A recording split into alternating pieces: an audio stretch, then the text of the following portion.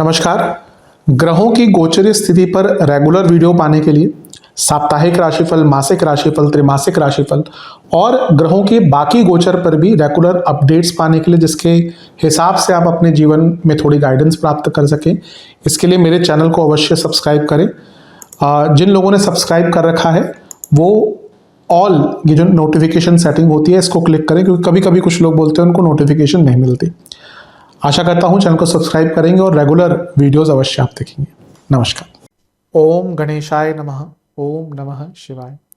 मैं निखिल ज्योतिषाचार्य आप सभी का मेरे चैनल पर पुनः स्वागत करता हूं। आशा करता हूं कि आप सभी स्वस्थ होंगे। महादेव की कृपा आप सभी पर सदा बनी रहे। ये वीडियो कन्या यानी कि वर्गों के लिए बहुत विशेष है, क्योंकि वीडियो है मंगल देवता के राशि परिवर्तन के बारे में। मंगल महाराज राशि बदल रहे हैं। कब बदल रहे हैं? 11 मई को। कहाँ आ रहे हैं? आपके 8वें घर में। कब तक रहेंगे? 21 जून 2026 तक यहीं पे उनका प्रवास रहेगा। मंगल बहुत विशेष ग्रह हैं। वाक्य पटुता, real estate, power, authority, leadership, automobile, भाई बहन, कन्विंसिंग पावर, कई चीजों का जो कारकत्व है वो मंगल के पास ही होता है। आपके लिए 2 भावों के स्वामी हैं, सभी के लिए होते हैं। आपके अष्टमेश हैं तो तीसरे घर के स्वामी भी हैं। उनकी 3 दृष्टियां होती हैं। एक दृष्टि 11वें पर, एक दूसरे पर और एक दृष्टि तीसरे घर पर पड़ेगी। ये सारी ही चीजें अपने आप में बहुत इंपॉर्टेंट है। पर यहाँ पे आप देखेंगे कि मैंने राहु महाराज, केतु महाराज और बृहस्पति महाराज भी अंकित करे हैं। राहु, बृहस्पति और केतु महाराज। क्यों? क्योंकि केतु की तो सीधा 9वीं दृष्टि जो है वो पड़ रही है मंगल पर। एक ऐसा भाव है जिस पर मंगल, बृहस्पति और राहु तीनों की संयुक्त दृष्टि पड़ेगी। राहु भी दूसरे घर को देख रहे हैं, गुरु भी, और मंगल भी दूसरे घर को देख रहे हैं। तो ये सारी ही चीजें अंकित करती हैं कि दूसरा भाव आपका परम प्रभावशाली हो गया। तो इसका भी इम्पैक्ट कुछ पड़ेगा और हम यही विवेचना करेंगे इस वीडियो में कि इन सारी ही चीजों का क्या प्रभाव जीवन पर आपके रह सकता है। लग्न राशि या चंद्र राशि यदि आपकी कन्या है, दोनों ही देख सकते हैं गाइडेंस के लिए। अलग अलग राशिफल नहीं बन सकते। जहां से सूट और लेट ज्यादा करता है वहां से देखिए। व्यक्तिगत तौर पे मेरा मानना है लग्न से देखेंगे तो अच्छा, इनकेस नहीं पता तो चंद्र राशि से भी देख सकते हैं। कुछ विशेष उपाय वीडियो के अंत में अवश्य बताऊंगा। शुरू करते हैं। सबसे पहले अष्टम भाव के मंगल। अष्टम भाव के मंगल देखिए बहुत अच्छी अवस्था तो नहीं कही गई है, क्या नहीं मानी जाती। कुछ चीजों में अच्छा होता है, कुछ चीजों में बुरा।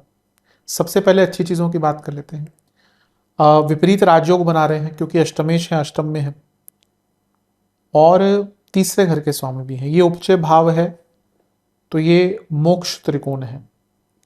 अब कैसे इन दोनों को हम जोड़ सकते हैं? अब ये देखें तो तीसरा भाव अष्टम से अष्टम भी है, इसलिए अष्टम भाव जहां बदलाव का है, वहीं अष्टम से अष्टम तीसरा भाव भी बदलाव के लिए प्रेरणा वाला होता है। इसको बीज स्थान कहते हैं। ये फर्टिलिटी में भी बहुत इंपॉर्टेंट होता है और अष्टम से अष्टम भाव ये भी फर्टिलिटी में बहुत इंपॉर्टेंट होता है। लेकिन इसी के साथ जो हमारे विचारों का जो बीज होता है वो भी यहीं से अंकुरित होता है। इसलिए अष्टम भाव को समझना, अष्टम भाव मेरे हिसाब से ज्योतिष में सबसे कॉम्प्लेक्स, सबसे एक ऐसा भाव है जिसको समझना बहुत मुश्किल है। ये भाव ऐसा है जो राजा को रंक और रंक को राजा बना सकता है। ये भाव ऐसा है जो रातों रात आपको अमीर भी बना सकता है और रातों रात भले ही आपके पास दुनिया भर का पैसा हो, आपको ये फील करवा सकता है कि आपके पास कुछ भी नहीं है मेरे हिसाब से। क्योंकि अच्छा, अष्टम भाव वैसे भी ऑकल्ट का है। जो लोग ऑकल्ट से जुड़े हैं किसी भी माध्यम से, उनका कहीं ना कहीं अष्टम भाव का संबंध होता ही है इंपॉर्टेंट। या तो दशा चल रही होगी अष्टमेश की, या लग्नेश अष्टमेश के साथ बैठा होगा, लग्न में अष्टमेश होगा, बृहस्पति शनि बुध में से कोई अष्टम में होंगे। अष्टम का संबंध तो होता ही है ऑकल्ट में। बिना अष्टम के या चंद्रमा से संबंध होगा, केतु से संबंध होगा, कहीं ना कहीं अष्टम का बहुत स्ट्रॉन्ग इन्फ्लुएंस होता है जो लोग भी ऑकल्ट की तरफ आते हैं। क्योंकि ये वो भाव है जो एक दूसरे एंगल से जीवन को देखने का नजरिया देता है। एक नॉर्मल व्यक्ति एक पर्टिकुलर, जैसे मैं अपनी बात करूं तो मैं ज्योतिष में बहुत समय से हूं, तो मेरा हर चीज में अगर कोई बुरा भी बोलता है किसी को, किसी के साथ कुछ बुरा होता है, तो मेरा पहला जो दृष्टिकोण होता है वो ज्योतिषीय होता है कि हाँ इसके कुंडली में ऐसा होगा या ऐसा होगा। कि अगर मेरे को पता ही है कि कुंडली किसी किस प्रकार की है, अपने आसपास के लोगों की तो मेरे को पता ही है कि भाई किसका क्या लगन है, तो मुझे पता है वो किस प्रकार से बिहेव करेंगे। कई बार बोल भी देता हूँ कि वो इस चीज़ के लिए नहीं मानेंगे, और होता भी है वैसा। तो अष्टम भाव दृष्टिकोण बदलता है। तो जब मंगल यहाँ पे अष्टमेश होने के नाते आ रहे हैं तो आपका क्या बदलेंगे? सबसे पहले आपका दृष्टिकोण ही बदलेंगे, और positive, in a positive manner. हाँ, अष्टम भाव या विपरीत राजयोग जब भी बदलाव देते हैं तो it is not very easy to incorporate in your life, it takes time, क्योंकि यूजली जो भी बदलाव यहाँ पे आएगा वो आपकी इच्छा के विरुद्ध होगा। लेकिन विपरीत राजयोग, नीच भंग राजयोग, ये लोग ऐसे ही एरिया में सक्सेसफुल होते हैं जहाँ पे सोचते नहीं। तो यहाँ पे अगर कुछ आउट ऑफ द बॉक्स आपको करने का मौका मिलता है, कुछ अपॉर्चुनिटीज आती हैं, तो उनसे डरिएगा मत, उनको एक्सेप्ट कीजिए।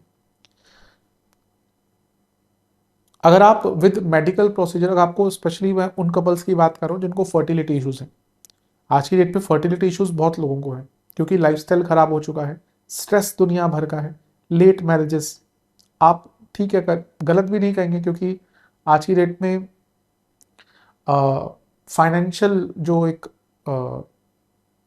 स्ट्रेस होता है ना, वो बहुत ज़्यादा है, क्योंकि लोगों के डिमांड्स बहुत हो चुके हैं, खर्चे बहुत हो चुके हैं, डिज़ायर्स बहुत है। तो फाइनेंशियल, जब तक कपल्स अपने आप को फाइनेंशियली सिक्योर नहीं समझते वो शादी नहीं करते, राइटली सो, कुछ गलत नहीं है। But you can't fool the biological clock. Males में भी, खैर मेल्स में फिर भी थोड़ा सा ज़्यादा टाइम रहता है, लेकिन फीमेल्स में स्पेशली फर्टिलिटी की प्रॉब्लम अर्ली आना शुरू हो जाती है आफ्टर 34-35। जो कंसीविंग की जो परसेंटेज है वो कम होती रहती है।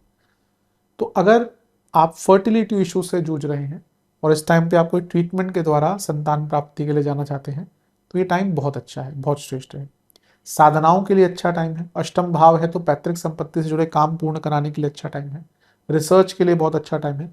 10वें से 11वां भाव बली हो रहा है, जॉब चेंज का बहुत अच्छा टाइम है। ये सारी ही चीज़ें अच्छी हैं।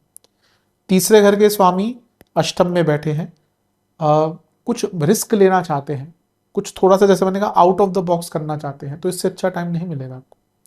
सप्तम से दूसरे में, सप्तम से दूसरे के स्वामी हैं, बिजनेस में लाभ मिलेगा, कोई रोक नहीं सकता। रिसर्च बेस कुछ भी करते हैं आप, इंश्योरेंस का काम है आपका, लाइजनिंग का काम है आपका, आपका मिडल मैन का काम है, बहुत अच्छा करेंगे। बस ध्यान ये देना है कि अष्टम के मंगल इम्पल्सिव एनर्जी होते हैं, तो जो भी करना है ना वो सोच समझ कर, किसी के प्रेशर में या लेट हो जाएंगे अभी कर लेते हैं, ऐसा कुछ मत कीजिएगा, वो आपको प्रॉब्लम में डाल सकता है।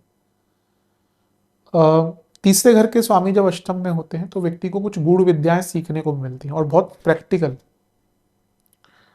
हमारा धर्म तो, सनातन धर्म तो इतना विशाल है कि इतनी विद्याएं हैं, पर उनको सीखना किसी गुरु के माध्यम से ही चाहिए। जब मौका मिलता है मैं इस चीज़ को बताता हूँ, फॉर गॉड सेक, ईश्वर के लिए, यूट्यूब से किसी भी ऐसे व्यक्ति को देखकर आप साधनाएं मत किया कीजिए जिसको नहीं उस चीज़ का ज्ञान हो, क्योंकि कई लोग चीज़ें शुरू कर देते हैं और फिर उसका बुरा प्रभाव होता है। तो कुछ भी साधना करनी है, कोई गुरु ढूंढिए जिनको उस चीज़ की नॉलेज हो, और फिर वो साधना कीजिए। और आप साधना कर क्यों ना, पहले ये सोचिए। बस फैंसी लग रहा है कि बगलामुखी जी की साधना कर लो, भैरव जी की साधना कर लो। आजकल तो लोग बिना सोचे समझे छिन्नमस्तिका जी की भी आराधना कर रहे हैं, वाराही माता की। आप हैं वहां तक जाने के योग्य? आपके पास कोई कवच है? आपके पास कोई गुरु है? नवदुर्गा भी तो स्वरूप है ना, लेकिन वो एक, कह सकते हैं कि सात्विक या राजसिक स्वरूप है। उनकी पूजा कीजिए बिना योग्य गुरु के। क्यों आपको वहीं पर जाना है क्योंकि फैंसी है, यूट्यूब पे आ रहा है? यहाँ पे किसी भी उग्र देवी देवता की साधना मत कीजिएगा अगर आपके पास कोई गुरु नहीं है तो। नॉर्मल साधना कीजिए, महादेव की साधना कीजिए, दुर्गा माता की साधना कीजिए, काली माता के जो एक भद्रकाली स्वरूप है उनका पूजा कीजिए। पर आजकल लोगों को क्या है, शमशान काली की पूजा करनी, उग्र काली की पूजा करनी। तो आई थिंक थोड़ा सा इन सब चीज़ों से बचिए, लेकिन साधना कीजिए तो नॉर्मल गुरु हैं तो उनके मार्गदर्शन में कर सकते हैं, वरना मत कीजिएगा। एक्सीडेंट के योग बनते हैं, इंजरीज के योग बनते हैं, प्रबल बनते हैं। अष्टम के मंगल, किसी धारदार हथियार से व्यक्ति को चोट लगती है, अगर स्पेशली कोई मारक दशा चल रही है तो बहुत केयरफुल रहिएगा। मंगल की दृष्टियों की तरफ चलते हैं। 11वें घर को देख रहे हैं, 8वें घर के स्वामी हैं, अचानक से बड़े धन की प्राप्ति होगी। तीसरे घर के स्वामी है, 11वें घर को देख रहे हैं, कोई इच्छा जिसको के बारे में आप खुद ही भूल चुके थे वो यहाँ पे आपकी पूर्ण हो सकती है। बहुत श्रेष्ठ है, बहुत अच्छा योग बन रहा है। हाँ, एक चीज भूल गया, मैरिड लाइफ में बहुत बुरा होगा, क्योंकि ये जो मंगल है ये केतु से दृष्ट है और मंगल दोष भी बना रहे हैं, और अष्टम का मंगल दोष और केतु का प्रभाव, मैरिड लाइफ पे प्रॉब्लम हो सकती है। केतु का प्रभाव लेकिन मंगल पर अष्टम में, ये आत्ममंथन का कारक है। केतु चौथे घर को भी देख रहे हैं और अष्टम को भी देख रहे हैं। तो आप ना थोड़ा सा अपने आप को समझने की, ये ऐसा टाइम है जब आपको ना अपनी कमियां दिखने लग जाएंगी कि मैं ये गलत कर रहा हूँ, ये गलत कर रहा हूँ। और realisation is the first step to improvement. जब तक हमें रियलाइज ही नहीं होगा कि हम गलत कर रहे हैं, हम कहाँ से ठीक कर सकते हैं। तो इस चीज़ पर ध्यान दीजिएगा। लेकिन मंगल और केतु का प्रभाव श्रम पर, कोई सर्जरी ड्यू है, डॉक्टर कह रहे हैं करा लो, आप नहीं कराना चाह रहे, करवा लीजिएगा, ज़्यादा डिले मत कीजिएगा। अगर डॉक्टर ने बोल दिया कि भाई अब करवाना ही पड़ेगी, अच्छे डॉक्टर्स यूजली कहते हैं कि थोड़ा सा वेट कर लो, देखते हैं ठीक हो जाए, पर कभी कभी होता है कि टाइम नहीं है ज़्यादा, तो अगर ऐसा है तो करवा लीजिएगा डॉक्टर से ऑब्वियसली सलाह मशवरा करके। ये तो मैं केवल ज्योतिषी, और वो भी एक बहुत सामान्य आधार पर कह रहा हूँ, तो जिन भी ज्योतिष के पास आप जाते हैं रेगुलरली उनसे बातचीत कर कर ये करवा लीजिएगा। 11वें घर पर प्रभाव हम बात कर चुके हैं। पैतृक संपत्ति से लाभ मिलता है, कुछ अचानक से लाभ मिलता है, स्पेकुलेटिव मार्केट से लाभ मिलता है। ये मंगल धन और लाभ स्थान को कनेक्ट करें, अपने आप में उच्च कोटि का धन योग, धन से संबंधित कुछ बदलाव लाना चाहते हैं अपने जीवन में, बहुत श्रेष्ठ है। इसके साथ ही अगर देखें तो यहाँ पे राहु की भी दृष्टि है और गुरु की भी दृष्टि, धन के लिए बहुत अच्छा है, करियर में बदलाव के लिए बहुत अच्छा है, इन्वेस्टमेंट के लिए बहुत अच्छा है। वाणी पर प्रभाव रहेगा, वाणी पर कंट्रोल रहेगा, और करियर में भी आपका जो प्रभाव है वो बहुत बढ़ जाएगा। लेकिन वाणी पर नियंत्रण रखिएगा, स्पेशली पर्सनल लाइफ में। कुछ ऐसी चीजें बोल देंगे जो बाद में पछताएंगे, और वाणी के जो बाण होते हैं वो नहीं वापस होते, तो अपनी वाणी के बाणों पर थोड़ा सा नियंत्रण रखेगा।